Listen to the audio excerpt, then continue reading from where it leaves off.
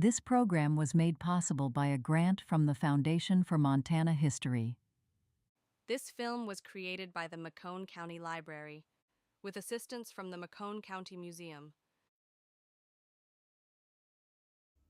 Hello, my name is Mary James, and I'm the library director at McCone County Library in Circle, Montana.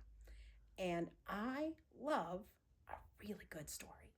So I am so lucky to be able to partner with Herb Allison and the McCone County Museum and the Foundation for Montana History to be able to bring you these real local stories from McCone County.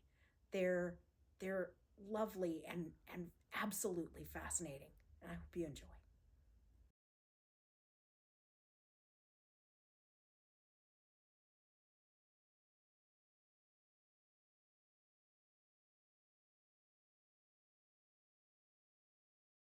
No matter how you look at it, you are, if you're close to 90 years old, you are a part of history, whether you like it or not.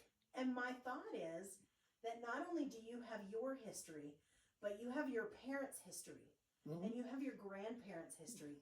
You have all of those stories that people have told you. Yeah. Those stories are valid too. Yeah. I was born in January 1st, 1936. And I was always told that it was kind of the tail end of the Depression, the bad years. But So were you born in McCone County? I was born right up the street here. In the hospital? Oh yes. In fact, the old hospital that I was born in January 1st, 1936, was moved from the area where it was, where the other hospital was up here, moved down the street, and my son lives in that house right now. Really? And I was born in the upstairs room. A woman that's about to have a baby, and she comes into the hospital, and first thing she's got to do is walk up this crazy stairway clear up into this room. But my son owns it. And then back here a few years ago, I bought the other hospital and fixed it. It was run down bad. I put 11 years of work in that. Oh my goodness. Making it into something livable. When I sold it, it had, I think there was 7 apartments.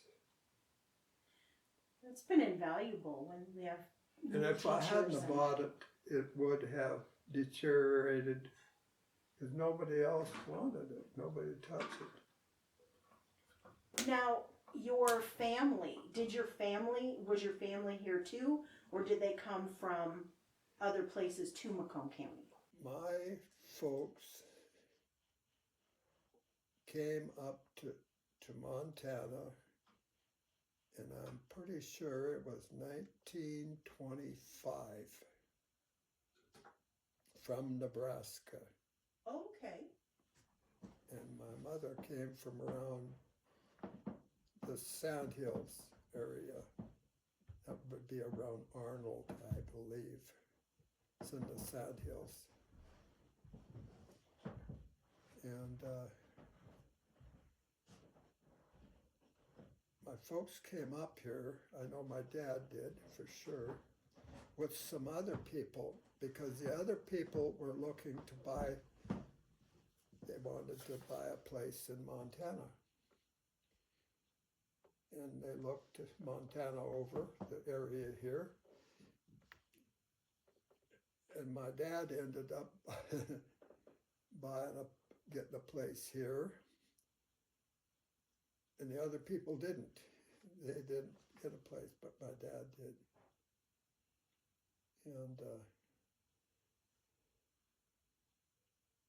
I don't know for sure if he bought anything right then. I know he moved into a house that isn't there anymore on a piece of land that was owned by Harold Wangan. And they lived there for a few years. And my brother's sister went to a school out in that area. And that was out, oh my, in that direction. Hamblin, Cow Creek? What's that? Cow Creek, Hamblin, No, it was Prairie Elk? past Stony Butte area. In that area. There was another school that the kids went to too. But I can't remember the name of that. I'm always surprised at how many schools Yeah, we had. yeah. How did you get to school back then? Well, once my folks finally bought a piece of land, and the house was a basement with a pitched roof on top, just to kind of like.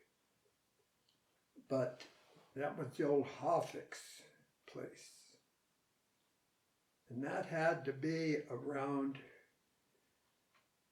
1936 sometime, because, and it could have been a little before that, but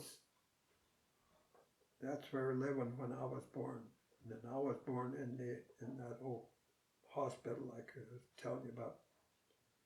And the doctor that delivered me, he lived in this house right up the street here, across the street from the Lutheran church on the corner there. My folks bought that in 1947 and we moved to town. But then that house I owned for a while. The doctor that delivered me lived in that house, and the house that I was born in, the old hospital, my son owns that. And then I ended up buying the old hospital here and completely redoing it for 11 years. But we started going to school. I did. I was 7 years old, and actually that was a little older than what kids usually went to school. Usually they could start about 6.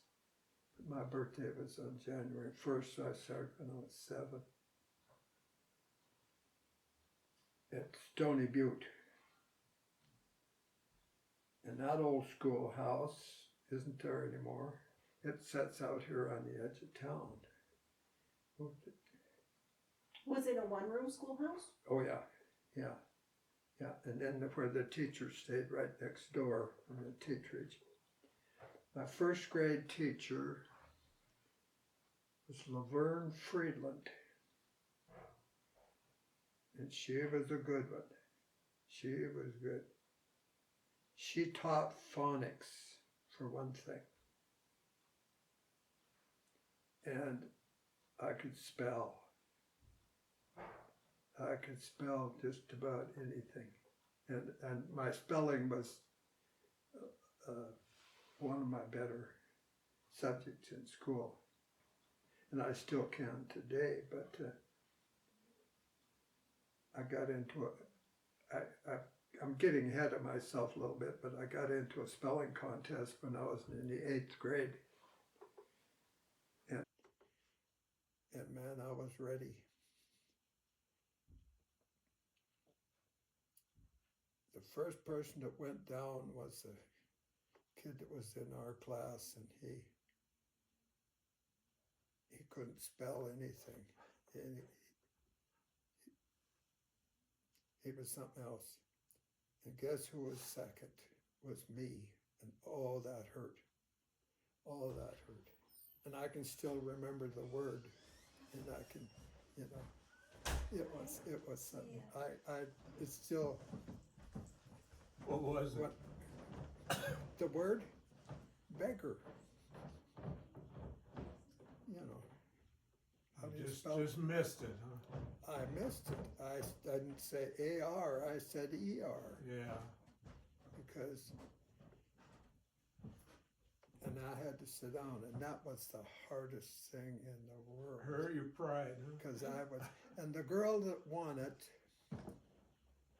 I remember you got for a prize, was an agate ring made by Ernie Carlson, the old man. Back years ago, he used to make a lot of agate jewelry and stuff. And she died here, the girl that won it died here just not too long ago. And she always reminded me that she beat me in a spelling contest. But I started my 5th grade here in school. And my teacher was Mrs. Rudolph. Here in Circle. Mm-hmm. Yeah. Yeah. We lived in the house right down here on the corner. And that's when they had the old part of the school that was tore down, you know. But when we moved to town, we and my little brother, we didn't, especially me, we didn't kind of fit in too good, but we were kind of country kids. The town kids had their little territories and they had their little things. And I didn't hit it off too good. I didn't get along too good. They didn't, I didn't think like they did. They didn't like that. So we had quite the time adjusting to that. I remember my wife when she lived in a house right down, a couple of houses down over here.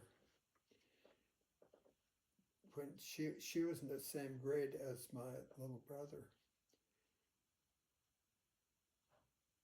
And when we went to school the first day, she went home after school or noon, and she told her folks, "We've got this new kid in school, and he wears the funniest pants."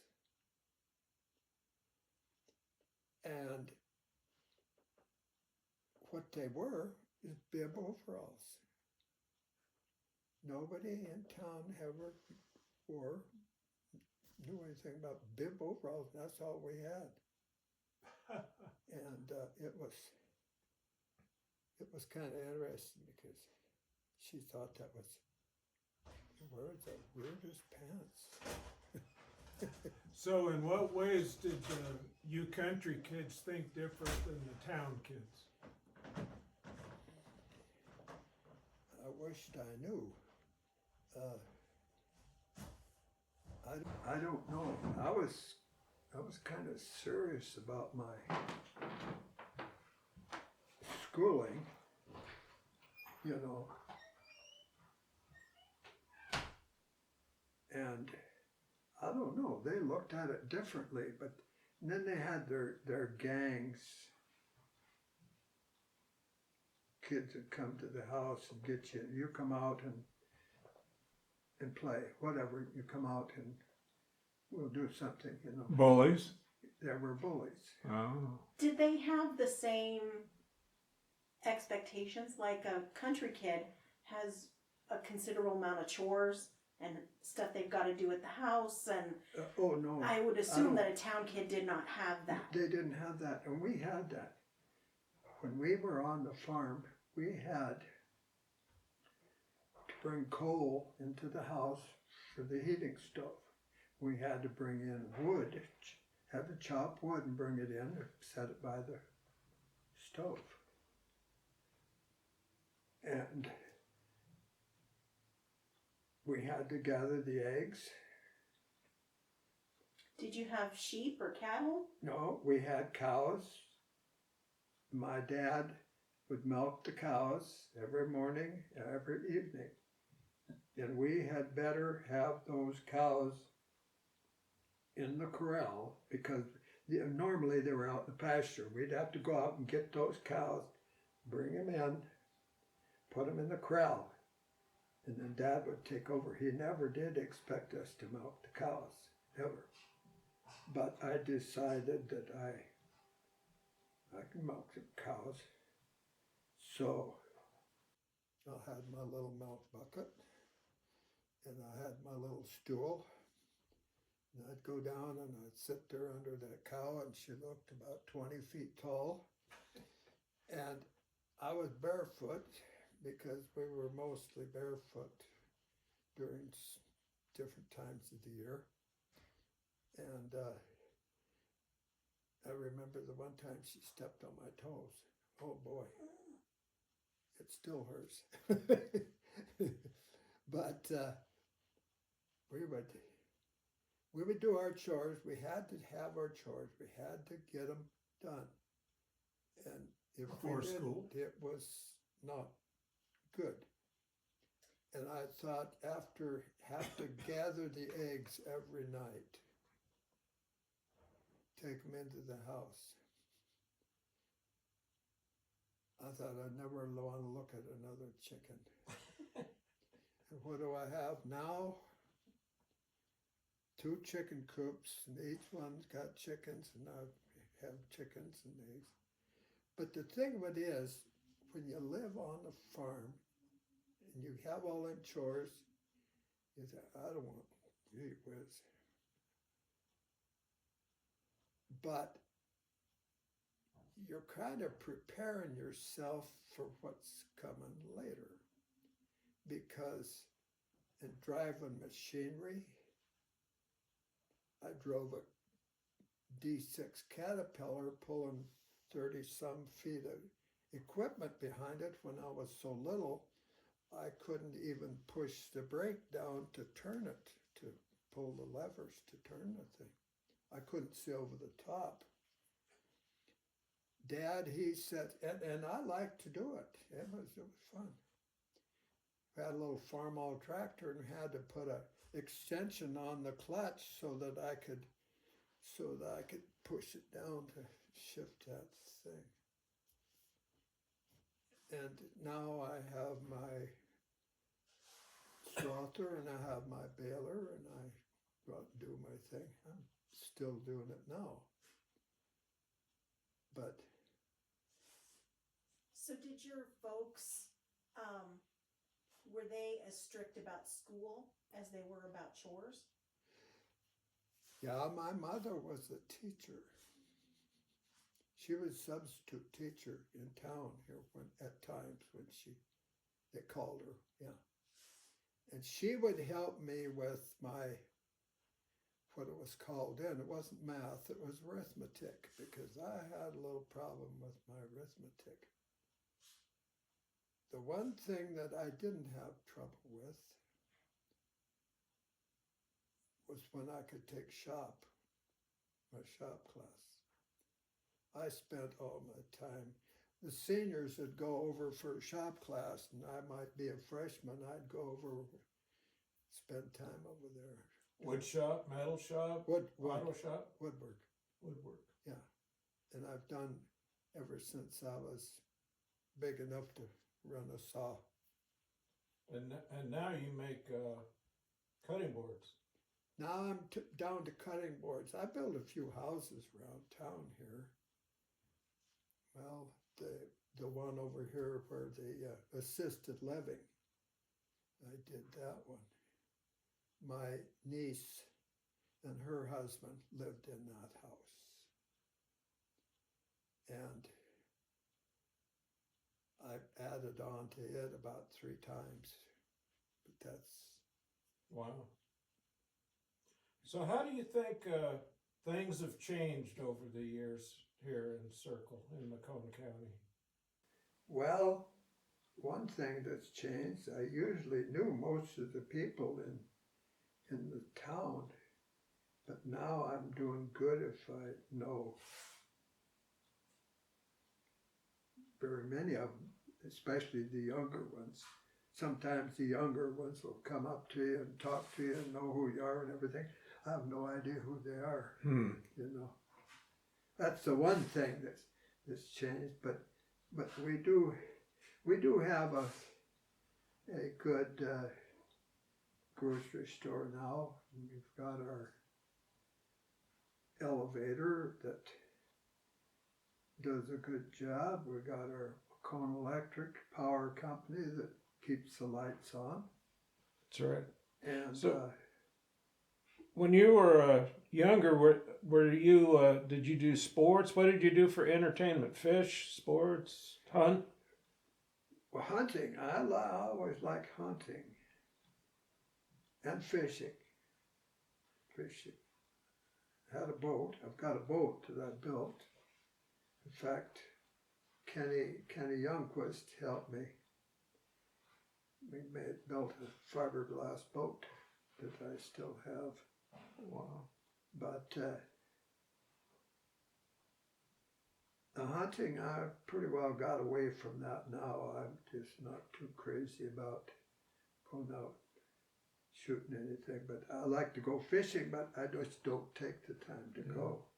When you were younger, did you go to dances and Oh, yes. stuff like that? Oh, What was that yes. like? During high school days, we hit a lot of them. Yeah, kind of had a little bit too much fun at times. Tell us about that. No, there was things that you do back then that were kind of dumb that you kind of outgrow. We won't tell anybody. Right. Yeah, right. So about what time period were you in high school? Like in the 50s, in the 60s? Graduated in 54. Okay. 54. So How old were you when you graduated? 18. 18. Okay. Then I went 2 years to college. I got an interesting letter when I graduated from high school. I got a letter from Concordia College. And they said, why don't you consider that place? Well, instead I went to Havre and went 2 years, got a degree in carpentry and construction. I came home. The very next day I went to work building a house out here in the country for $1.15 an hour. What year was that? 1956. My goodness.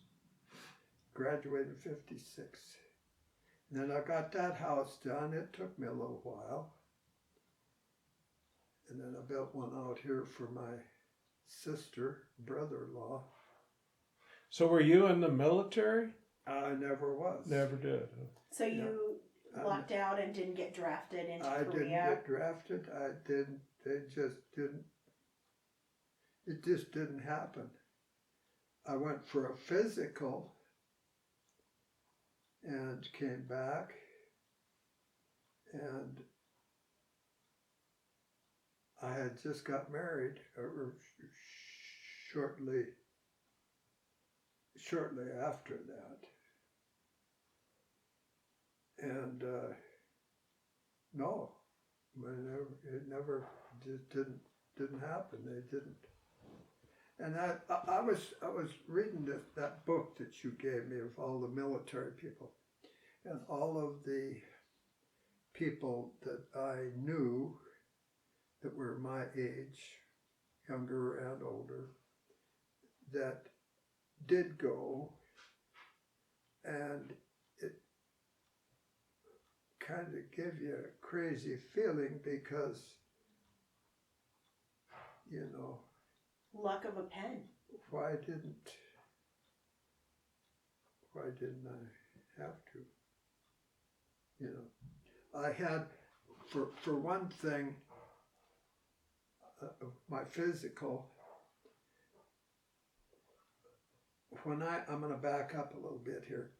When I started my junior year in high school, I got sick, and I was really sick. And come to find out, I had an infection in the liver. It was amoeba infection in the liver. And the doctor, Doc Tenney, came to the house. I didn't even go to the hospital. He came to the house, and I sat there in that sun porch at the house for about 10 days. But I didn't know that a person could survive if you didn't eat. I couldn't eat. I didn't eat. I went from I think 117 pounds. I lost darn near 20 pounds, 18 pounds. And I was sicker than a dog. I come downtown afterwards and somebody looked at me and they couldn't believe it. And then after that, 2 or 3 years later, I went for my physical and they asked me, do you, have you had any, you know, you thing like that, you know? Yeah. So I don't know if that had anything to do with it or not, but I know I was sicker than a dog. Would make sense. Putting you in a country where you were completely, like, you had no immunity to any of their germs. Yeah. Would be really dangerous. So, but anyway, that book, it kind of opened your eyes as to, and the people that did went through it. I mean, you gotta give them a lot of credit, a good pat on the back as to what they did, what they went through, or you have a lot of respect for veterans, put it that way, you know. You've thought about some stories you wanted to share with us. Tell us a few of them. Well, the one, I was in the Boy Scouts. I was in 4-H. And that was some fun times. I remember my scout leader was a guy by the name of Harley Hoban. And towards the end of the time when I was in there, he was up on the divide. He knew a place where there was what's called a buffalo jump, big area where they take buffalo off years ago, and he was digging down below this big bank, digging out buffalo heads, horns, bones, and stuff. And the bank caved off, and that was the end of him. Yeah. Harley Hoban, I think he was 25 years old when that. My goodness. Totaled him out. Was And he then- finding Indian artifacts in there? Yeah. Yeah, he was digging for them, and there was this high bank, and for some reason the whole darn bank just caved off, covered him up. That was the end of my scouting days. Was it a natural cave? Well, it wasn't so much a cave, it was just a sheer cliff. Like an overhang. Yeah. And he And was it just, digging out down below there, digging out buffalo skulls and whatever. On the divide. And it's in the banner back years ago. Yeah. But then there was 4-H. That was a little bit different situation. That was a fun time. We had these 4-H camps that we went to. One was in Ekalaka, and one was at the Pines area up there at Fort Peck. That was a really nice area too. And our fearless leader was a guy that you might know by the name of Matthew.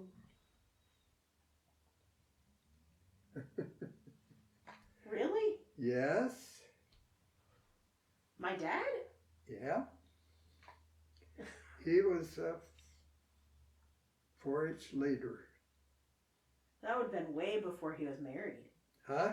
That would have been way before he was married then, huh? Oh, yes. That For was the- way before. For the camera, He wasn't married because he was making the rounds. tell us who you were talking about. Huh? For the camera. Who are you talking about? What's his name? Matthew James. Okay. Matthew James. Yeah. And he had more fun than anybody at these camps. He's kind of wild. Well, He was a drinker. he would turn up missing, and he's out, I don't know, checking out nature, I guess. He'd go to these places, same at Ekalaka, all these young leaders was about his age, and Matthew liked to make the rounds. Yeah. With the gals? With the gals. Yeah. Yeah. So it was a co-ed camp. Girls and boys. Oh, yes. Yeah. Mm-hmm. Yeah. That sounds like fun. Yeah. Oh, it was. But they didn't have chaperones. Well, he was probably the chaperone. Lord. I'm hoping they did a better job with the girls. And then when we went up to the camp, that was the fun part too, because we took all these girls and boys in the back of a truck with a stock rack on it, and load these kids up, and that's how we went to wasn't no fancy vehicle. We went up, get in the back of the truck with all your belongings and stuff, and that was a fun that was a fun time. That was I'll bet. interesting time, yeah. But it wasn't all just fun and games. We had our things to do for 4-H, you know. What did you like to do with 4-H? With animals or crafts or Well, woodwork? it was more with plants. Plants, yeah. Take things to the fair that for show and tell, you know. So I'm getting a 3rd degree. Now, did you ever take any trips like as a family? Oh yeah, we go down to Nebraska at times. Yeah. Go down Nebraska. I remember we ended The up Sandhills? Sandhills, Omaha. Well, we went to Omaha, but yes, Arnold, Nebraska was the one in the Sandhills area. Did you ever do anything like national parks or? Oh yeah, no, not so much with my folks. After I was married, we went to Yellowstone. That's another story too. But the one to Omaha, I remember going by the boys ranch that they have there. You know, what's the name of it? Father Flanagan? Yeah. Mm-hmm. I remember driving by that, and the highway went right past it. And it's kind of interesting because now in the mail, all of a sudden, I'm starting to get letters from them. Send money, you know, we need your help. You know. But, and once you do that, you kind of, the gate's wide open, you know. But I don't mind helping them. Yeah. A little, they do a good job. Although Montana has its own place in Billings that where they can use the help too. So, but it seems like once their areas get a chance to pass your name around to everybody, then you're on the mailing list, and that's all you get. Yeah. You got to disregard a lot of it. You kind of hate to, but you can't keep up with it, you know. So you have any good stories about the weather, like blizzards or tornadoes or About what? weather? Oh my. Yeah. The one back here was, probably 20, could have been 20, 30 years ago. I had a little skid loader and I got a call to come over to clean out a building for the place where my little brother lived. It snowed, stormed, and filled that building clear to the rafters. Nothing but you open the door, just while the door was open, solid snow. Was like that crazy year, like, was it the end of the 70s maybe? Where we got so much snow that it was over the tops of trees? It could have been. I don't remember when it was, but I had a little small skid loader. And he said, I want you to clean that out. Well, he had panels set up in there, so that was really hard to do. But I remember it was tough. That was a tough winter, and I was so surprised when I opened the door and you had to watch when you cleaned it out because you run that scoop forward and you couldn't lift it very far because a big old chunk of that just come forward or fell backwards on you. Well, you had to be careful of that. I guess. But It's been hard for the animals. oh my, yeah. That year there were a lot of people lost animals, you know. I think that was the year my grandmother walked to the top of the drift outside her house and tied a handkerchief on her really old oak tree outside her house. Maybe it was a cottonwood, some kind of giant tree. Yeah. And it was probably 15 feet. Oh my gosh. Wow. Yeah, It was like craziness. I've got another one about a nasty little snowstorm too, and that happened in December, probably about the 12th of December in 1958. That date I got right down pat because I lived in Wolf Point. My wife was just about to have a baby, and she doctored in Circle. And came time to head this way to the doctor. Man, I got in that car and headed for Circle. And then I found out that the road was closed between Wolf Point and Circle. They thought it was closed. I opened it. I'd hit these hard snowbanks, drifts. The car just shot over the top of them. I wasn't by hell or high water. I was going to make it to Circle. And that was when I owned a 57 Chevy. And we made it down here in time, but it was kind of a rough ride getting there.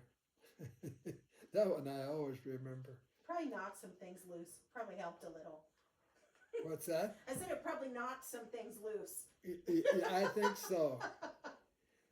But it was finding out the road was closed. And some of those places between Circle and Wolf Point, boy, they can be tough. Yeah. So do you have any, on a completely different topic, do you have any, like, dishes, foods that are favorites in your family that come from where your family came from before? Is there anything that your mom or dad used to make because their grandparents made it because it was in the old country? No, not really, because out on the farm, we were pretty much, you might say, meat and potatoes, you know. Like no lutefisk, no. No, there was none of that. That's something I hadn't tried until quite a few years later, that I can walk away from quite easily. But we had the basement house we lived in, and our carpenter at the time was Albert Maves, Charlie Maves' dad. He was a carpenter, and he built us a set of cabinets there in the basement. And he also built a table for us to eat at. And that table, I still have it out at my place, was about 3 feet wide. I think it was about 8 feet long. That was the table we had. He built that. Yeah, when we moved off the farm, the table didn't get used anymore, so I said I wanted it, so I have it tucked away in building out here. But then we had another guy that was carpenter, Mark Nundum. He came out and built some buildings for Dad. And this is when I was going to school out there in the country. I'd come home from school and find out whatever scrap lumber I could find, start building something. Yeah. You know? Did you like building furniture more, or like construction of homes? Well, I got in on a little of all of it. Anything wood, anything made out of wood. My first things that I made when I was awfully little, stick horses. You know, Uh, and our house out there in the farm, we had a dam right there close to the house. And my little brother and I, we'd go down by that dam and play. And I had this long stick, board, whatever, and I had a set of wheels on the end of it. I don't know what the heck that was for. I can't. But I was swinging it around, and I hit Lyle with it and knocked him out into the water. And so I went over to the edge and I put that stick out there, and he grabbed a hold of it. I pulled him in, and he was so damn tickled that I saved him, pulled him out of the water. I didn't bother to tell him I was the one that hit him and knocked him in there to start with. I don't think I ever did tell him, because he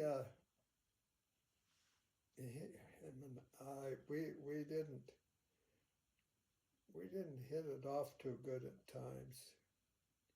And he was younger than me, and I always really looked out for him.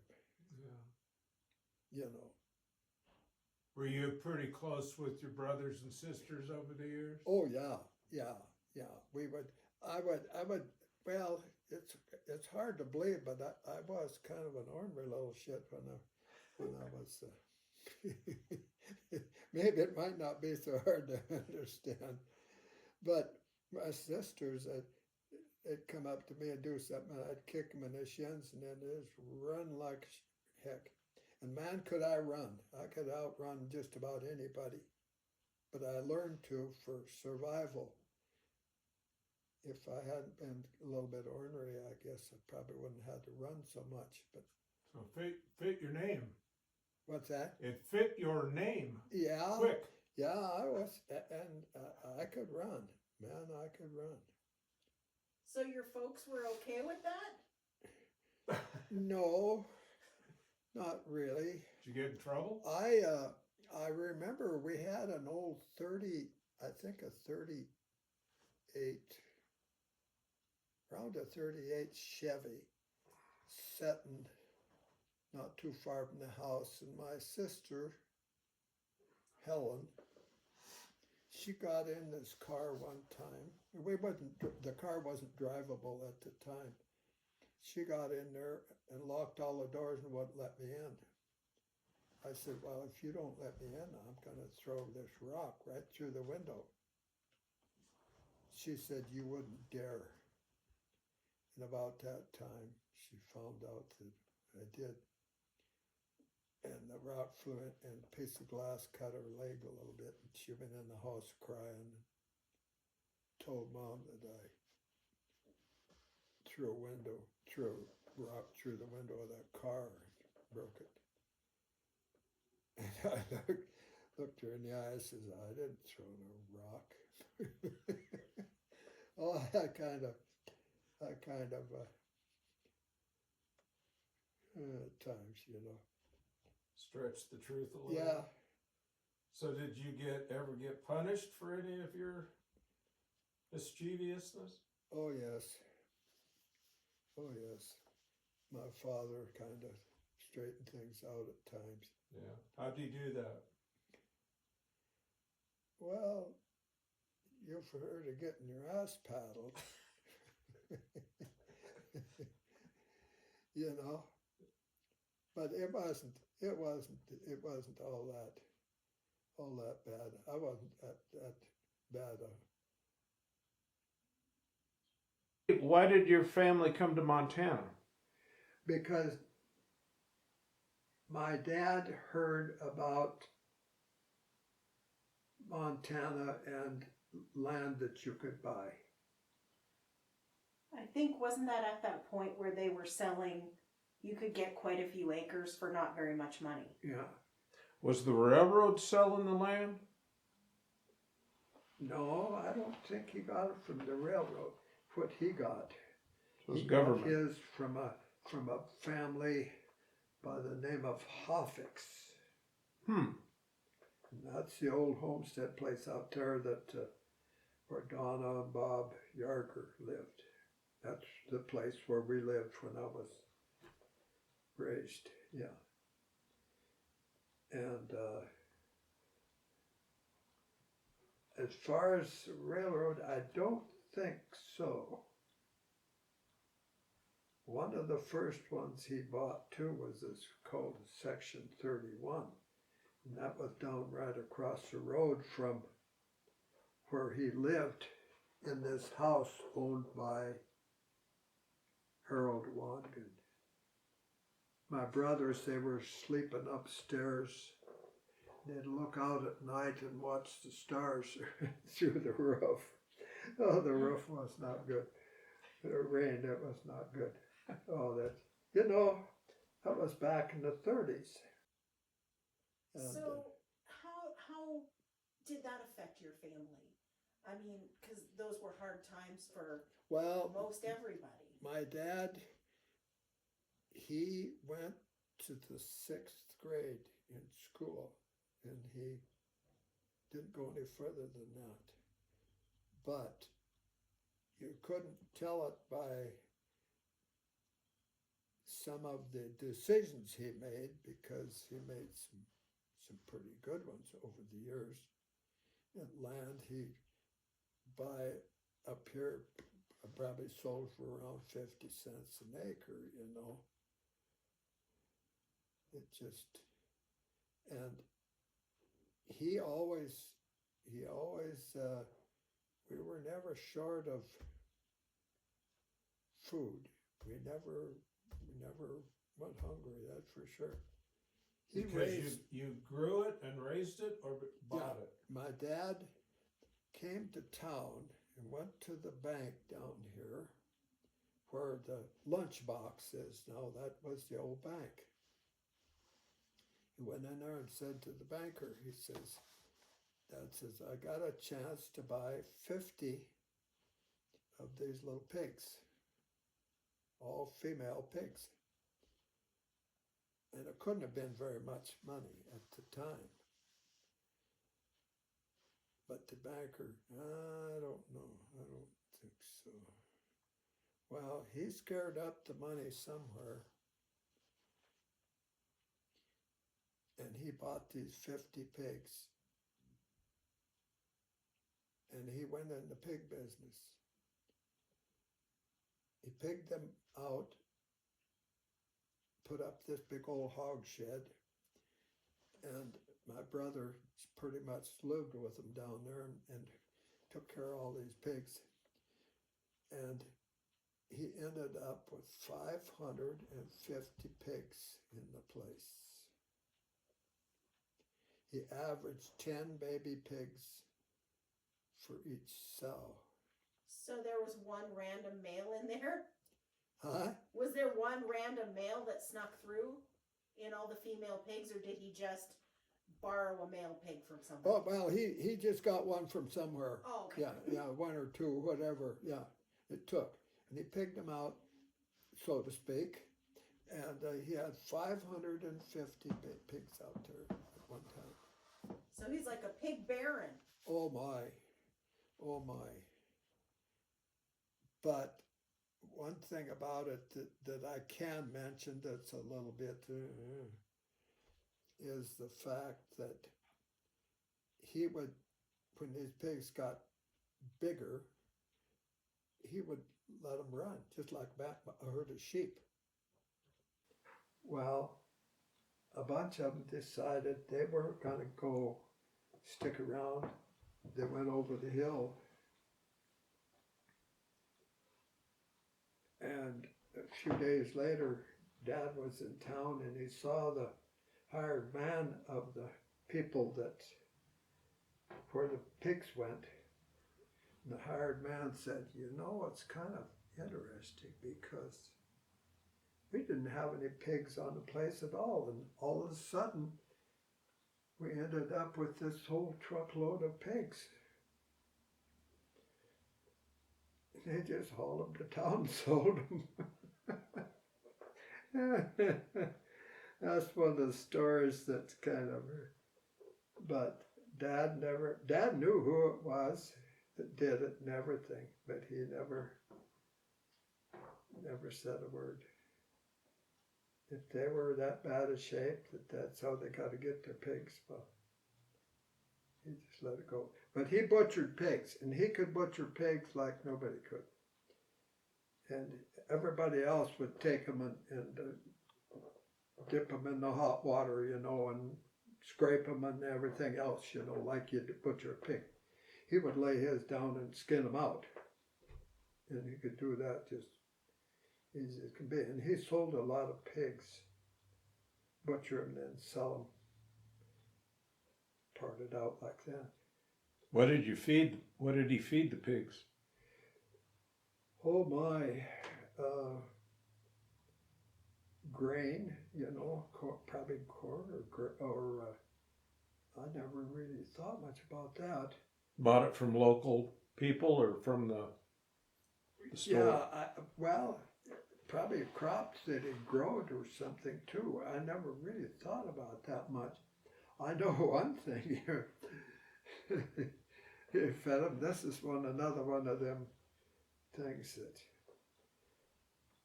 every now and then Dad would go out and check the cows. And there would be horses in there. And he hated horses with the cows because you never knew what they were going to do, So he just got in the car, used the car instead of a pickup, chased around, took his gun with him and went out. When he showed up back here, he come dragging a horse back, and he'd throw it in with the pigs, and it'd disappear. Well, it was damned old horses that didn't have a brand on. They were just old horses that weren't supposed to be in there. And that's probably one of the stories I shouldn't be telling. Well, I'm glad you did. It's fed the pigs for a few days. And you pull them into a bunch of pigs, and they just disappear. Yeah. Huh. Yeah. I remember getting chased by an old sow, and Dad had this haystack there, and she took after me and my sister and my little brother. And my little brother, he was so small that he couldn't hardly run very good, so my sister just pretty much drug him. And we went right up the side of that darn haystack to get away from that sow. Because, boy, they get huffy. They mean business. When They're vicious. You, Yeah. So you get an education in a hurry. Another thing is you find out about pigs, they like to eat coal. What in the world? Coal, real fine coal. I wonder why. I don't know. They'd go over by the coal bin where we had our coal, and they'd root. If they get their nose under something, well, they got it, Huh. Yeah, pigs are just tougher than heck. Where'd you get your coal from? There was a coal mine. The one place I remember was the coal mine that was over west of where we lived, probably. And I think I remember going over there one time with Dad. It was a coal mine that was open there that people could go and get coal right there.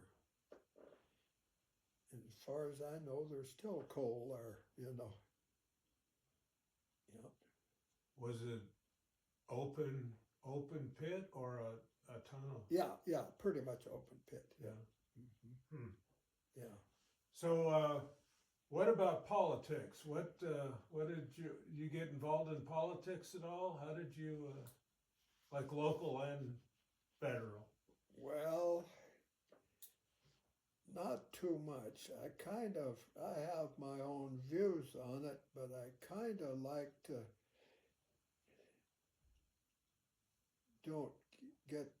I don't get to swinging too hard.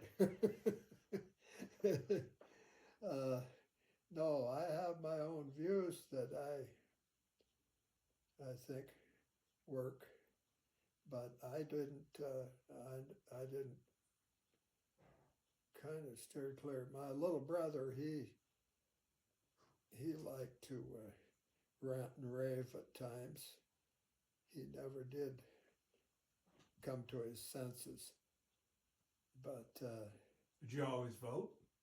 huh? Did you vote? Oh, I've never missed an election. Yeah. Never, not one. If I moved out of town, I was registered to vote where I was living. I've voted every election there was. Good for you. I've never missed one. Did you ever serve on a jury? Oh, yes. Yeah. Yeah, I did. And it's interesting. It's something that everybody should have to do. I've sat up there in the witness box. I've had a lawsuit I had to bring against the doctor that was here. I put a swimming pool in for him, or started to, got it partly done. And then he got kind of on a tirade because I wouldn't dig the water line, put the water line in, dig it in by hand, and I says, no, I can't, I don't do that. So he run me off because I wouldn't dig the water line in. This was Hostetter? Hostetter. So we went to court, and I had all my ducks in a row. I had all my evidence. I had everything I needed. I couldn't hardly wait to get up there on the stand and tell my side of it, and I did, and the judge decided that he'd got it. He didn't want to pay me for what I'd done. He owed me, I don't know, $2,500 or something. He wasn't going to pay me. So I said no. So I couldn't hardly wait to get up on the stand, and it was interesting there too. Did you win? Oh yeah. Good for you. Yeah. He had to pay. If I come over with the check, he didn't have the decency to just hand it to me. He just threw it at me and on the ground. Poor loser. Yeah.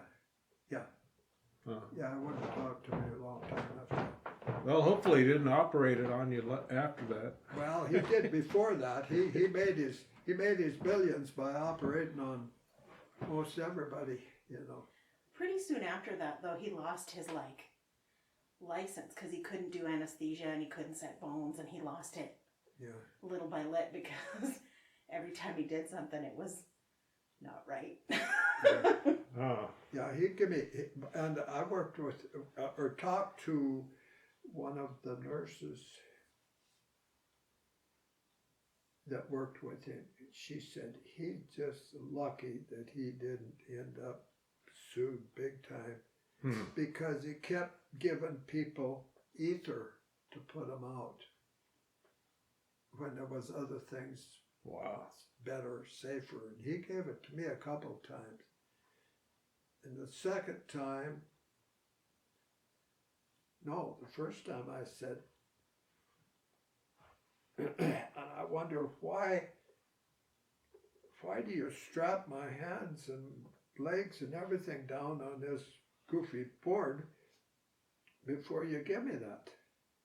That was for, I think, taking tonsils out or appendix. Appendix, I think it was, yeah. I thought, why do you strap me down so much? Well, I can see now why they strap you down. Because I can see what a guy would look like going across the South 40 with a board strapped to his back. Because you woke up in the middle of it. you know, it was just too risky. I mean, that ether. Because I heard him say, open up another can, because I was fighting it, you know. He said, blow it away. So I blow like crazy. And then after you blow, of course, you breathe in. And they said, I heard Phyllis Hubing was the nurse at the time. And he says, open up another can. He used more than a can of ether to put me out. So I don't do that anymore. Can't stand starting fluid for starting a vehicle now. I can't even stand the smell of that stuff. Wow. Yeah. Dangerous. So when was your appendix? Huh? Do you remember what year that was? Oh my, it had to be in probably the 60s. I was going to say, because my mom had my sister in 76, and he was still using ether. My goodness. Yeah. Did you ever get in a bad accident? Well, no. No, not that I can recall. I was in a car wreck. A girlfriend decided she wanted to drive my car, and I said, no, you don't know the road that good. Oh, yes, I do. I know what it is. No, she wouldn't take no for an answer. Okay, fine. So she drove my car until we come to the first sharp right turn, and she didn't quite make it. Oh, no. Down into the ditch, and I remember looking down, and I saw the grass go by as we were sliding along. Oh my goodness. And now she was the Justice of the Peace daughter. Oh, no. Yeah. So she probably landed on top of you if you were scraping along the ground. Well, you know, I was going to mention that, but I didn't know if I should have.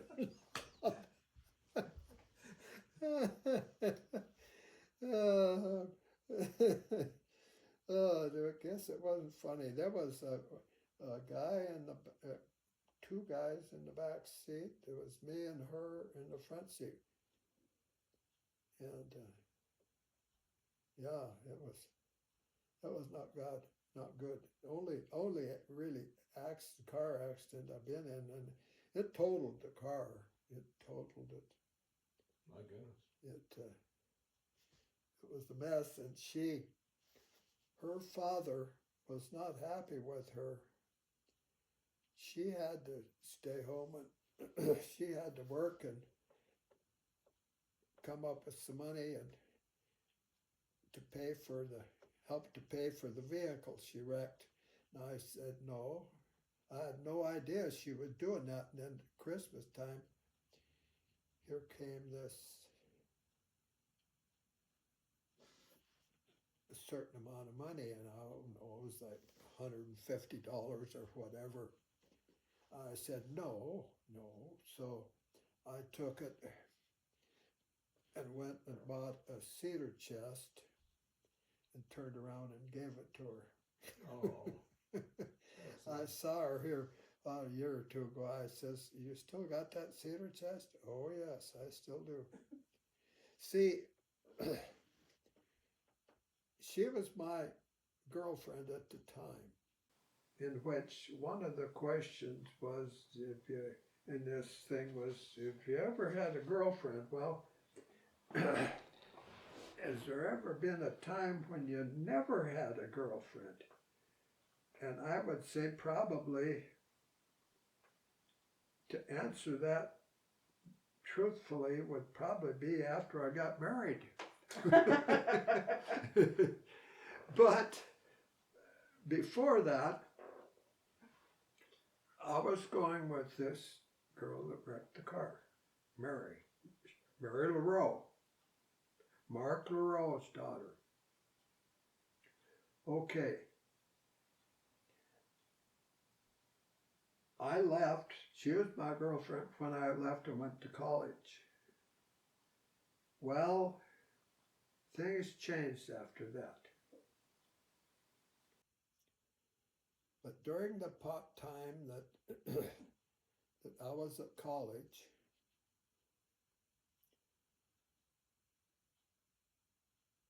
Marion, my wife, was going with my little brother.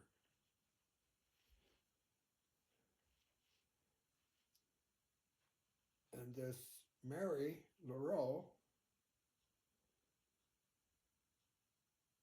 she was going with Davy Meisner. Donna Strid, no, yeah, Donna Strid, she was going with, I got this screwed up. Anyway, Donna Strid was going with Davy Meisner. I was going with Mary. Lyle was going with Marianne. That's how that was. Well, in real life now, I ended up marrying Marianne. Davy Meisner, he married the girl that I was going with when I went to college. And Lyle married Don Lou. So we just switched.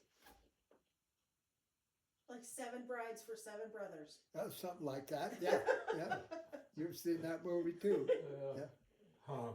But that's what it is. Are you still in touch with her? Mary Lou Oh yes, yeah. LaRoe? Yeah, she calls our house every now and then and talks to Marion. Yeah. You know, when you live in a community like this, and you're so close to the people that you grew up with your whole life. But talk about that a little bit. What's that like? You gotta kind of watch who you talk about, because it could be a relative. If it wasn't at the time, it could be shortly. But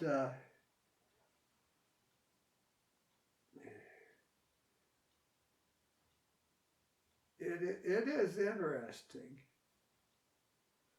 And as far as an answer for you, I don't know really quite what to tell you.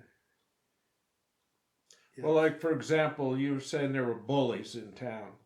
Oh, yes. They're still around, those people, right? No.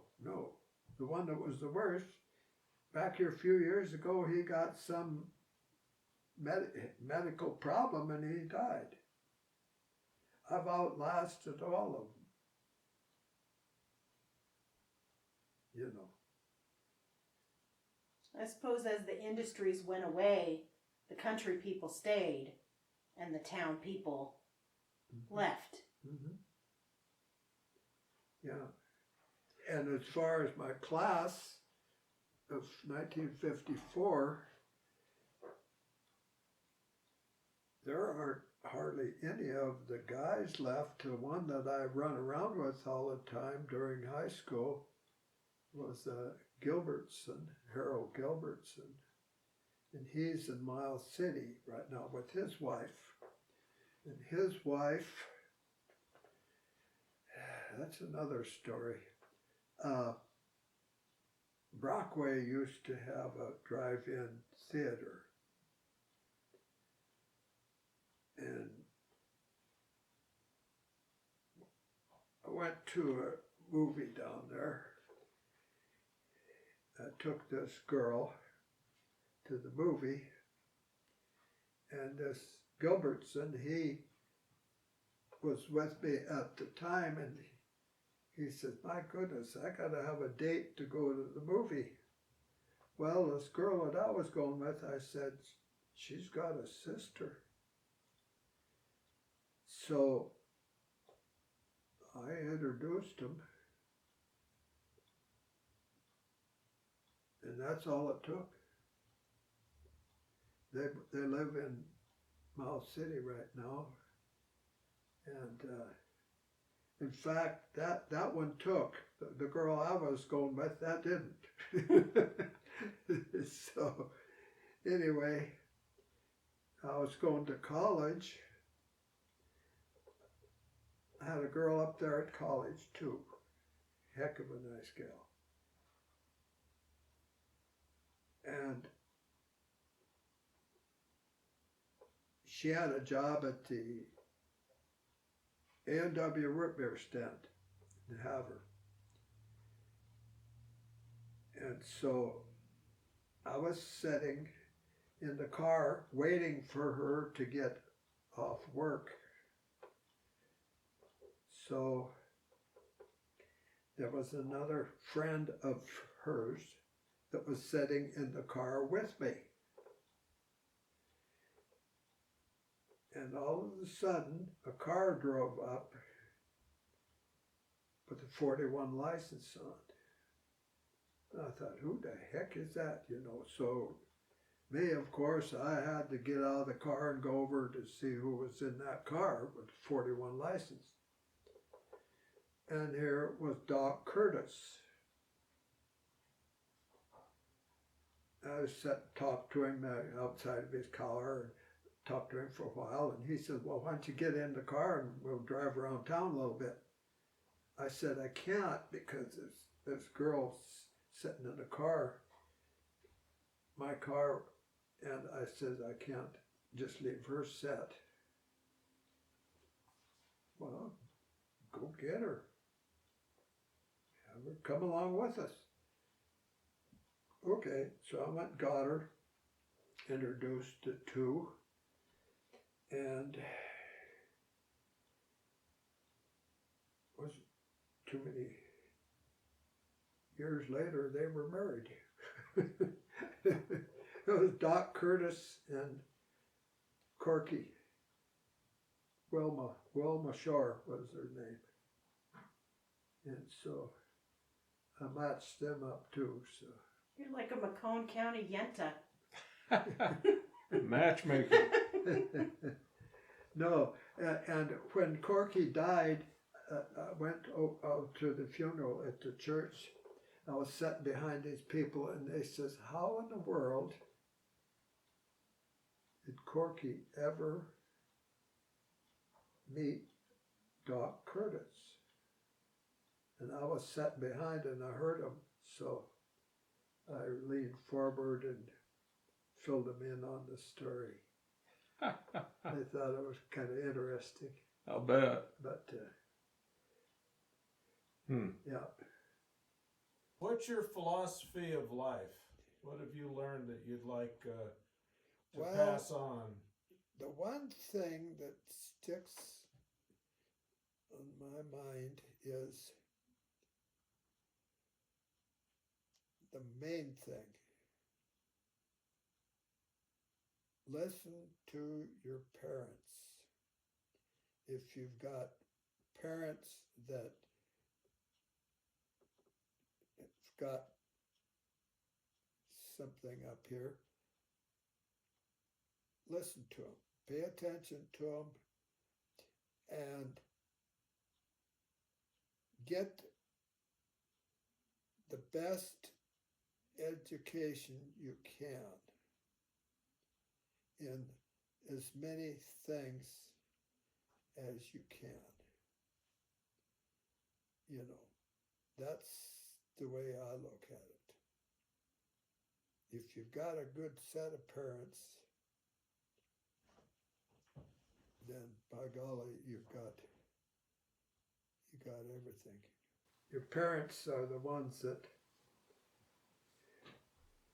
are supposed to be doing their job, you know.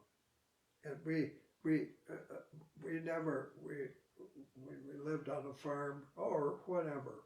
We always had clothes to wear, and back years ago there was nothing fancy about them. And we always had food to eat. We always there is no, I don't have anything to complain about at all, ever.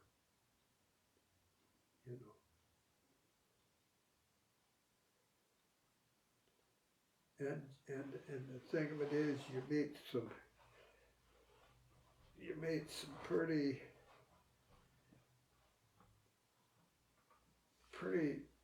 nice people over the years, you know, pretty that make an impression on you, you know, pretty nice people. So the good ones outweigh the bad ones? Oh yeah. I mean, you have to. The bad ones, you gotta kind of cross them out. I've run into some real jewels that have made life quite interesting for me, but you gotta kind of disregard them if you can, you know. So I know sometimes it can be turbulent, like now. Is there any times when you were a kid or when you were a young adult where there were social events outside the county that really affected the county? That they were concerned about? No. I mean, like my mom grew up in Butte, and when Vietnam was happening, a lot of young men from Butte didn't come back. Yeah. And so that was a big concern when she was, you know, in high school and college. Yes. Yeah. No, I can't think of any that.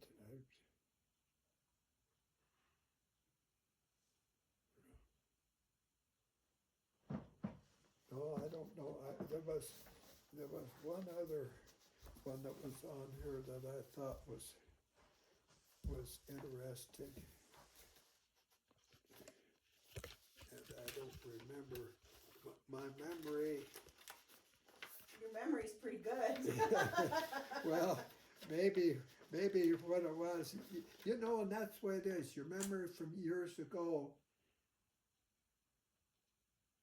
Steel trap. it's etched right up in there. I remember when I had a Shetland pony, and that Shetland pony, my dad bought it from Bert Hubing.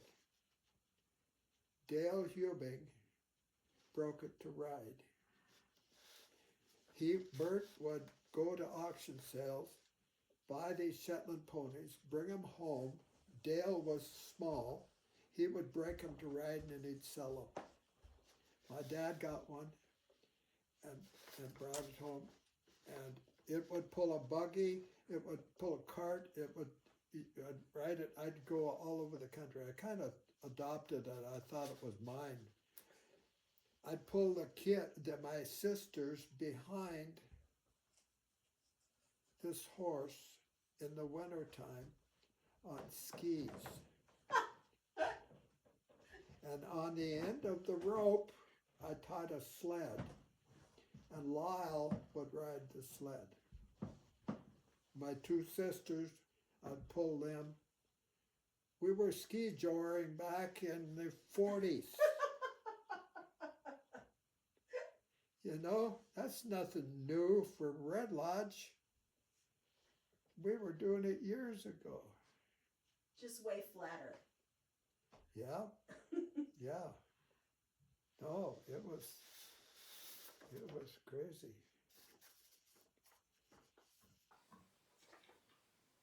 I got a ride in a baby buggy one time when I was little.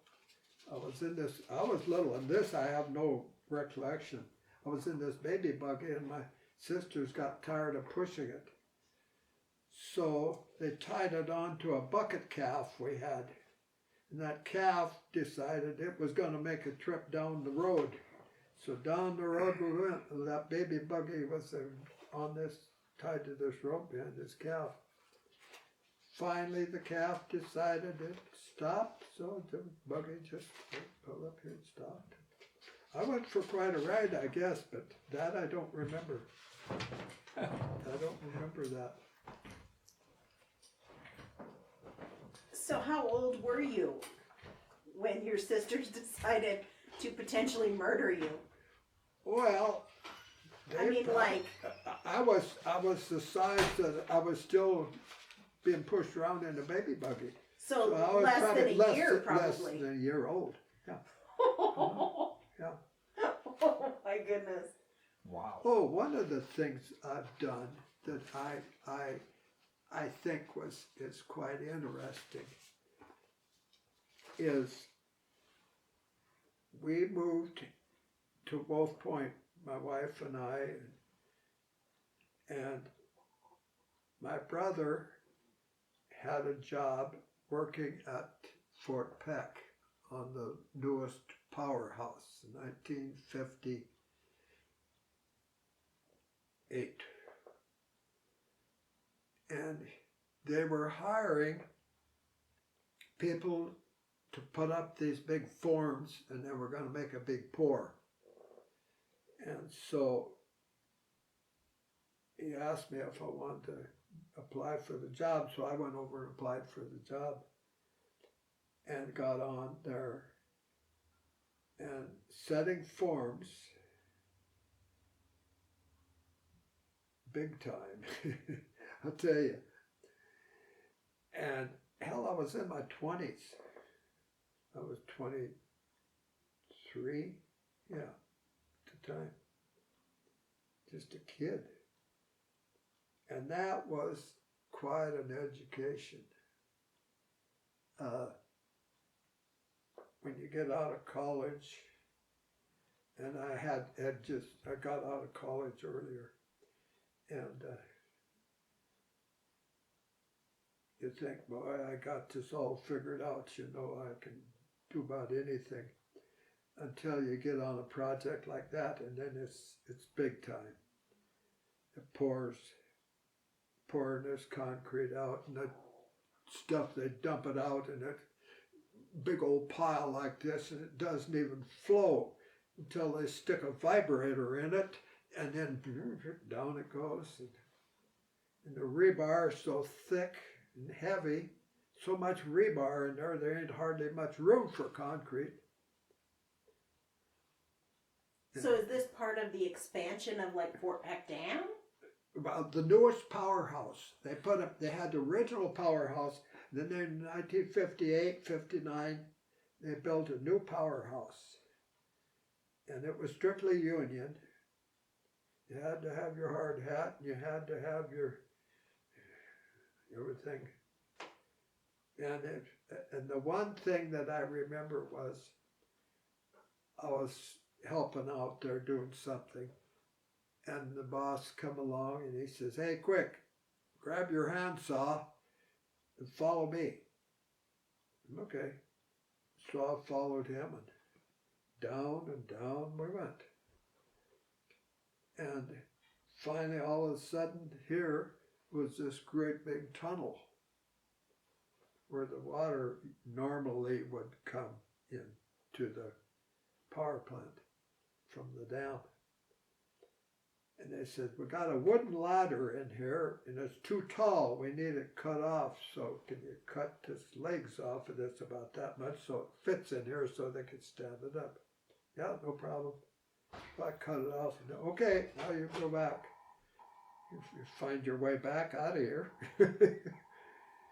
And it was a learning experience. It really was. And I worked on that until they made this big pour, and then, "Okay, you're all done." That's the way it works on a government job. Yeah. Hire like hell, and then, "Okay, we got this done now." Yeah. Yeah. So. What was it like being in the union? I told him, I says, "I'm not really a union person," and I says, "I don't have the money to pay very much." "Well, you can just make payments on it." I think I made $15 payment on it. And then after the job was over with, well, that was it.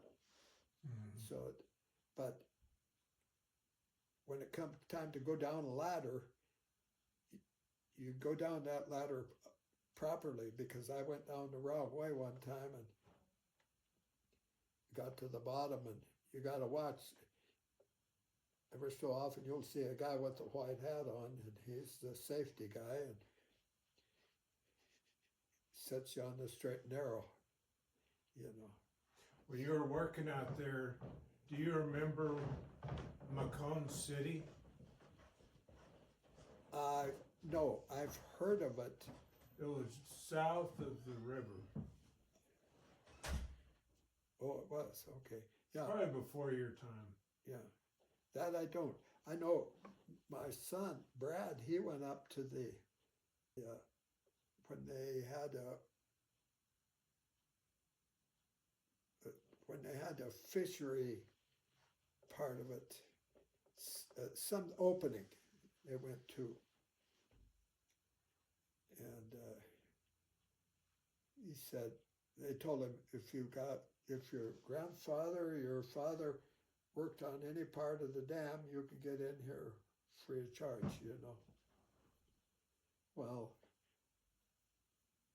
Sonny Harms was his grandfather, and he worked up there, cutting lumber to build some of them houses, yeah.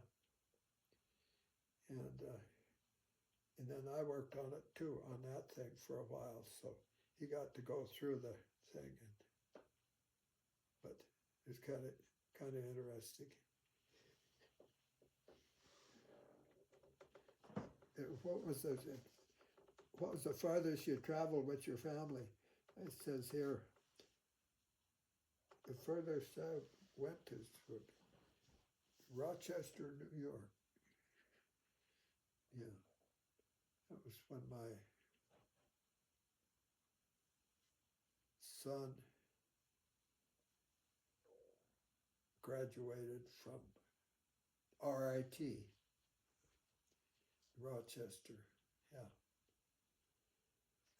Well, we went up into Canada and then got a plane there, flew over and landed at Rochester.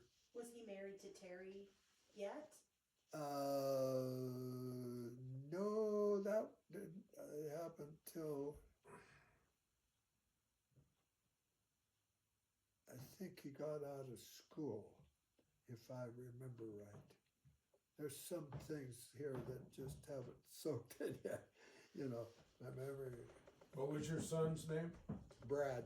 Brad. Yeah. He used to work for Mid Rivers down here for oh God, 30 years? Yeah. 30-some years? You have other children? Yeah, I have a daughter that lives in Missoula. Yeah. She was born in 61. Yeah. She's got a heck of a job there, and she's got 2 boys. She's divorced from her husband, and she's about to be a grandmother within a month or so. So I'm going to be a great-grandfather here shortly. Congratulations. Yeah. Now, is there anything in your life that you wish you had done? Is there any regrets that you have? Yeah, there is.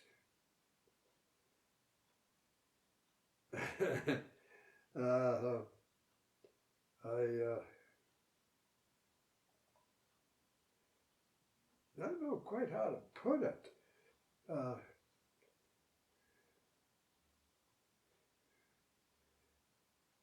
When I left college, I came home all alone. Let's put it that way. No, there was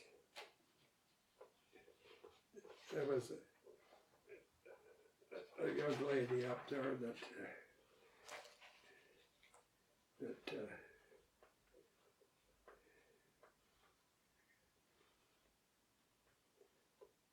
was pretty special. Yeah.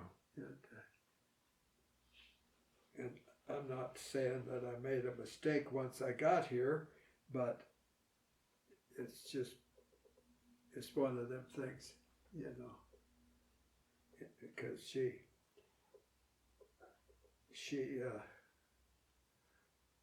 was special. She, on my first wedding anniversary, she was killed in a car wreck. A train run into her car up a town on the other side of Halver. So kind of hit home, you know. Sad. Yeah. So on a happier note, Huh? is there anything that you are really, really proud that you've done?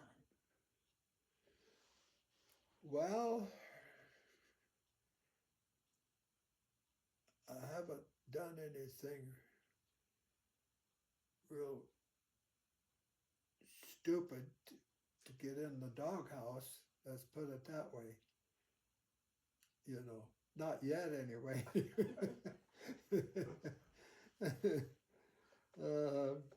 I've never been in jail.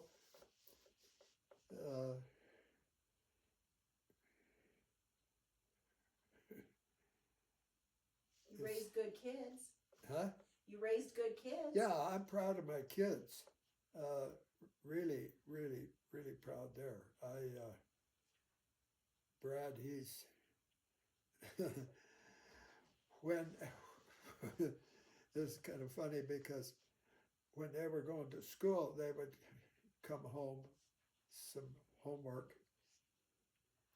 And I'd say, "Do you want me to help you with your homework?" "No, we just soon you didn't."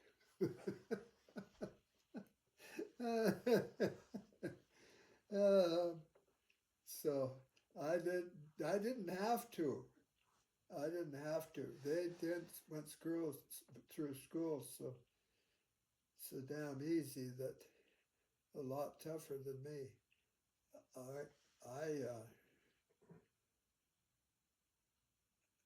The one thing in school that I had no problem with was over at the shop class, industrial arts. I just kind of lived for that. And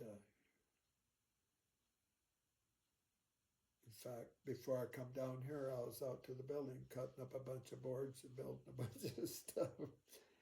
Did you ever think about being the shop teacher? Well, that did come up. See, I went to school, and some of the things that I took would qualify, but then there's a certain amount of crazy classes that you got to throw in there to qualify, and I just didn't. See, I went to college down for 2 years in Glendive too, because my back was so bad. I've went through 3 back surgeries, and my back was so bad that I thought I was going to have to do something else. So there was a program where they would put you through school to do train you for something that you could handle with a bad back. And so I took land surveying. So I went 2 years down there at the college in Glendive, and know how to survey land now. But in order to get your license, you got to work under someone else for 2 or 3 years in order to get the license. And I just didn't want to do that.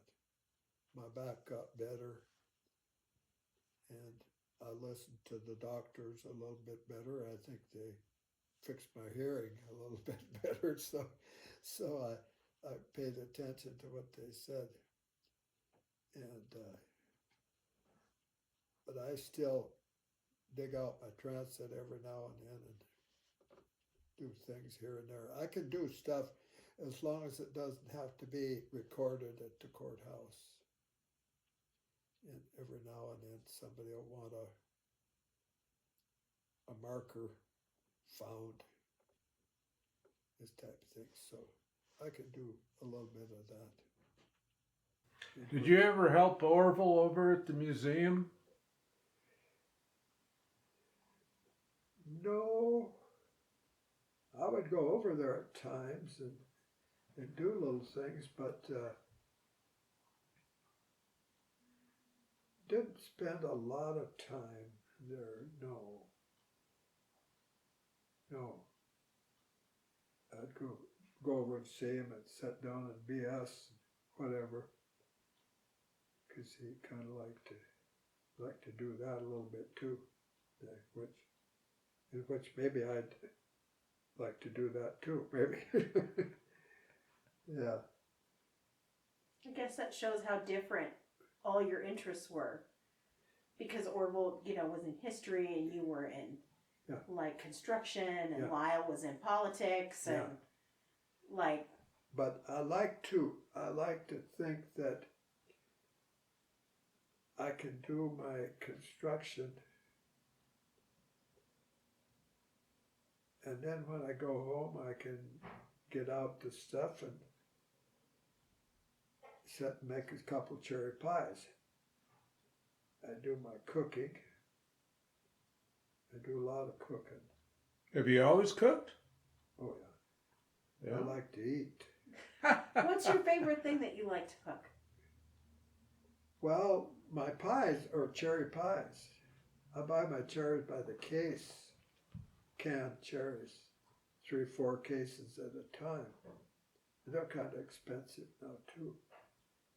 But rhubarb, I just made a rhubarb pie the other day. Some lady called me on the phone, says, "You make a rhubarb pie for me?" Yeah, just plain old rhubarb, no other additives or stuff, just rhubarb and the sugar and whatever. So I made it. She called me a day later. "That's the best rhubarb pie I ever ate." She says, "I'm not going to make pies anymore. When I want a pie, I'm going to call you up." I take 8 or 10 pies down here at the gazebo. Oh. During the summer when they have the farmers market, set up and sell pies. You enter them in the fair? I never have. You should this year. Well, I could, but we have a pie contest at the senior citizens thing about every year. Oh. And everybody, I've won quite a few times there. So do you have Everybody's laying for me now to whip me. And I said, fine, that's not a problem. If you can come up with something that works, well, that's all that matters.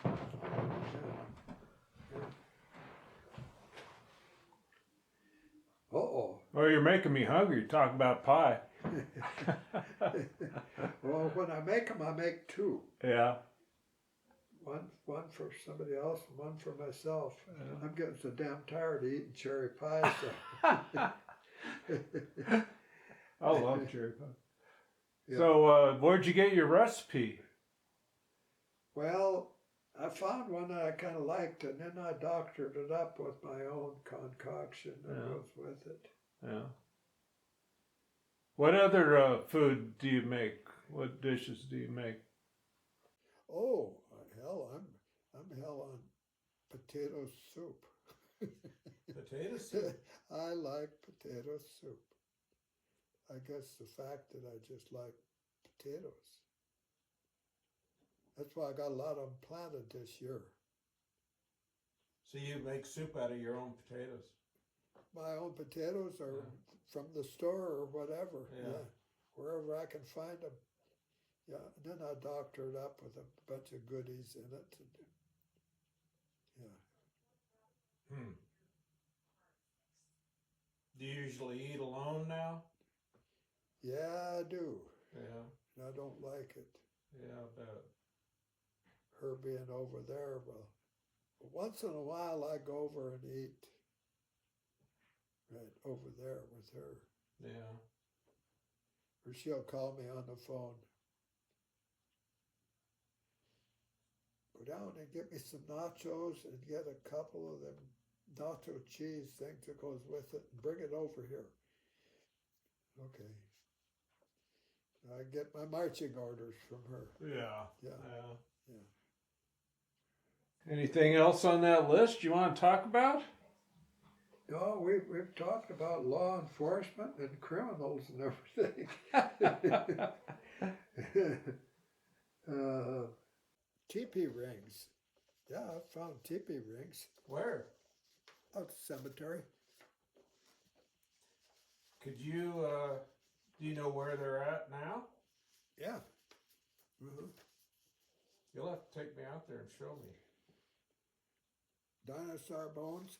I was at a dinosaur dig up here towards Rock Creek. Yeah. They had a dinosaur dig there and went over with Brad. They wanted Brad to come over there for some reason. So I went along with him and watched them dig for dinosaurs. Yeah. It's quite with their little tools and their little brush and everything. That God, I couldn't believe it. I'd get the shovel out and start digging. Using a pair of tweezers and a toothbrush. Yeah, really. Yeah. Hobbies, leather work. I've done a lot of leather work. Really? Oh yeah. Do you make what do you make out of leather? Oh, I made billfolds. I made one big lady's handbag, purse, whatever. Belts. I haven't done that for quite a while. I got the tools, a whole bunch of tools from a guy we had as a hired man. He'd spend a little time up at Deer Lodge and he learned to do leather work up there. And he would come to work for my dad, and he went on a drunk and he didn't show up. His wife was not too happy with him, so she sold all of his tools to me. So I ended up with all of them. Yeah. Yeah, he was kind of a drinker. Well, so you got a bunch of leather tools and put them to work, huh? Yeah, yep. Yeah, so I did that. Made a few things. That's kind of fun. But even got in on painting. I got some paintings that I've done at home too. Really? Yeah. So you and Orville both got a little artistic talent, huh? Yeah, whether that's what you call it, yeah. Yeah. What do you call it? Well, it might be. It's just a fun thing. Yeah. Oh, there was an art class here years ago. I went to it. And by golly, it was kind of interesting. The old building isn't there anymore. It's got moved to Brockway. And then tore down. Then I ended up with some of the lumber. And some of the lumber went to that county building that burned down here at the fairground. Oh. I furnished the floor joists in there for that open area in the kitchen there. But they're all nothing but ashes now. Yeah. It's a shame. Cody mentioned sleds. Did you? Sleds? Yeah. What got you into restoring all those old sleds you've done? What's that? All your old sleds. Oh, sleds. Yeah. I've done about 90 of them so far. I take old steel runner sleds. People have them at their place. They're shot. Sometimes I get them the wood's all gone. All there is metal. And I completely rebuild them. I had 13 of them here a year ago. I'm down to about 2 or 3 now. But I rebuild them. I either sell them or give them away for benefit auctions. And they sell from $175 up to $400. Holy cow. Did you work on any of Kim Vettis's sleds? No, he don't allow that. No, he don't want his worked on, and which is fine. I've got one that was patented in 1935, and when I got it, there was one little piece of wood on it.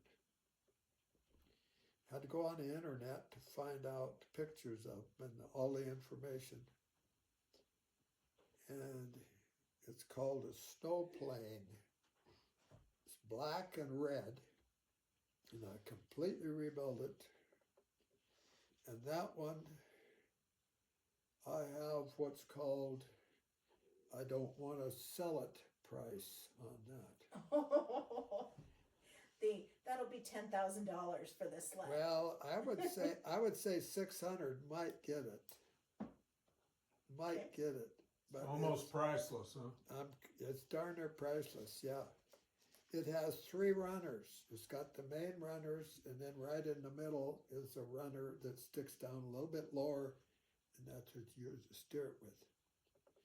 And the handlebars are spring-loaded, so if you turn it one way or the other, if you let loose of it, it goes back straight again. Huh. So Wow. it's quite a sled, but I don't want to part with it. Well, it might go to my first great-grandchild. So there you go. yeah, there we go. Yeah. So you mentioned you got on the internet. How did? What about technology? Talk about how that changed everything. Well, I'll tell you what.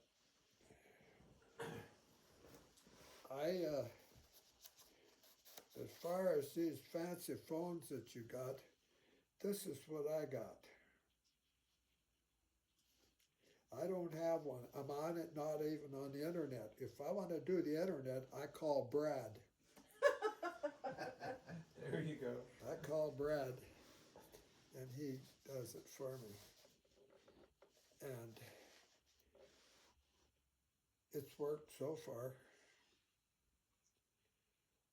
So can you remember when you were a kid, the really cool technology that happened when you were a kid?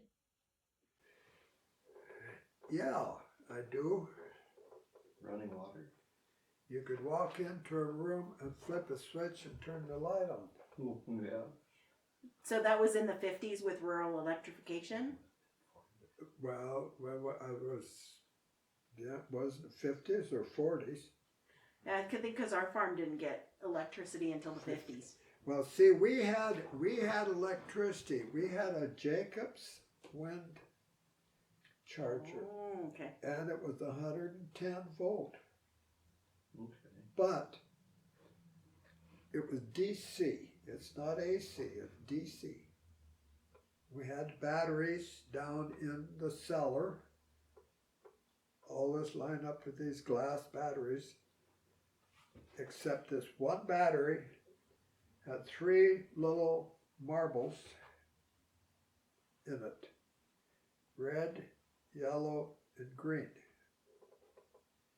And when all 3 of them were at the top, you could shut off the wind charger. And if they started dropping down,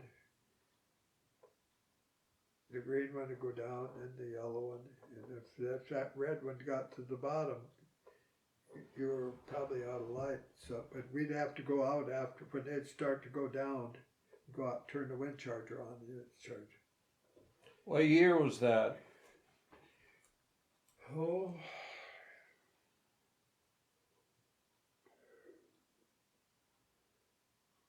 my, I don't know. Jacobs Wind Electric. See, that guy lived right up there on the other side of Vida that invented them. Oh, I heard about him. He has a patent. Huh? He had a patent? He had a patent on them, yeah. He sold a lot of them around. A lot of them around were only, well, some of the early ones, I don't know if there were Jacobs or not, were 32 volt. We had the big tower, but I noticed I was out where the tower was here a while back, and the tower and everything was laying on the ground. Oh my gosh. Yeah, yeah, that must have rusted off at the ground level, and everything went on the ground. Yeah. So what was your first phone like? Your very first telephone? Well, you had the earpiece that was separate. That you had to crank? Yeah, now we had that, the cranking one, we had that when we moved into town, and that was 1947. When we moved into town, we had one that had the crank on it. Was it a party line? I think so. And the telephone office was down here right where the telephone building is now. And the lady that run it, I don't know, remember if that was her daughter or how she was related, but they had this blonde that used to hang around there at the telephone office all the time. Because we used to hang around the telephone office too. Because of the blonde. Yeah, but because of that blonde, yeah. Yeah. But I remember that. So are you old enough to remember when that B-52 went down out there? That bomber out north? Yeah, that was,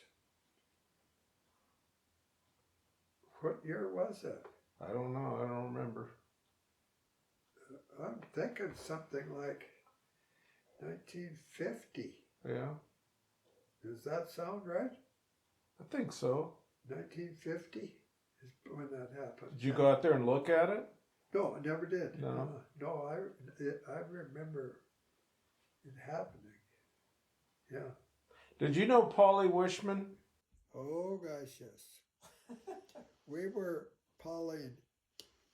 She and I, Rob Shriver, and Donna Yarger, my sister. Those four, and there was one more, I think. There's a plaque on the wall at the senior center down here. It was called Senior Challenge. And we would challenge people from other towns would come back years ago. And we'd have a contest down here at the senior center. And someone would ask a question, and if you knew the answer, you'd push this button and give the answer.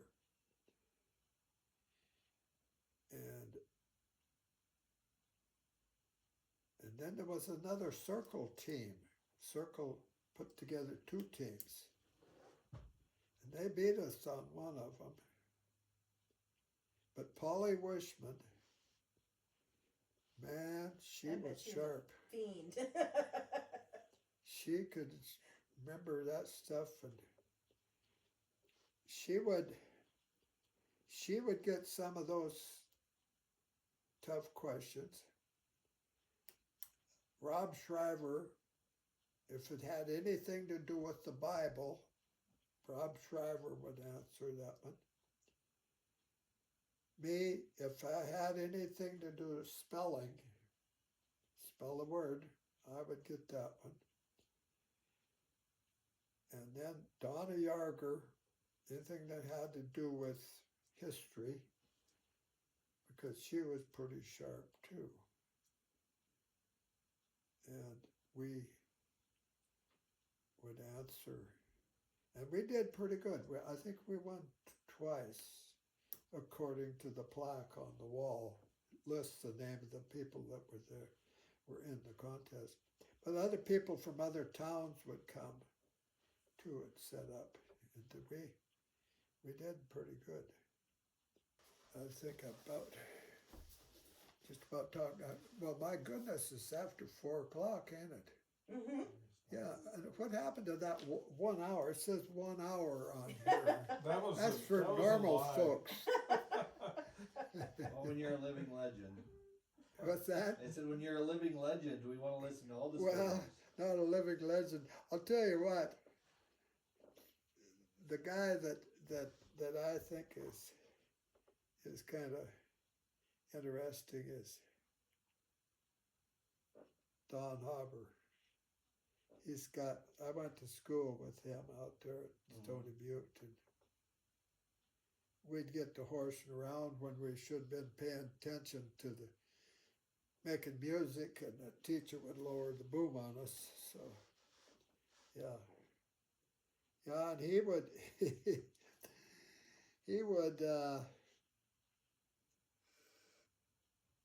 he drove on the same road where we did to get to school. We'd ride with him part way, and my sisters would ride along in the car too.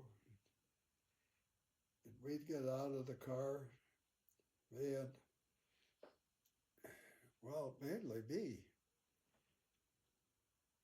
Me and one of my sisters, and the other sister was still in the car. We'd take off and leave and head down the road to the house, and pretty soon she'd come running down, and she'd sit in the car with Hopper for a minute or two. True story. Yeah. Yeah, he was sweet on my sisters. You have a great memory. You've shared a lot. I can remember stuff back years ago, but person's name. I can remember phone numbers. Huh. Oh God, I can remember phone numbers like you could believe. Huh. See, and people my age, we don't remember phone numbers because it's all programmed in the phone. Like you just don't retain them. Yeah. It's craziness. Yeah. Like we're just getting dumber by the minute. Yeah. Yeah. Well, thanks so much for doing this, Don. Oh I yeah. really appreciate it.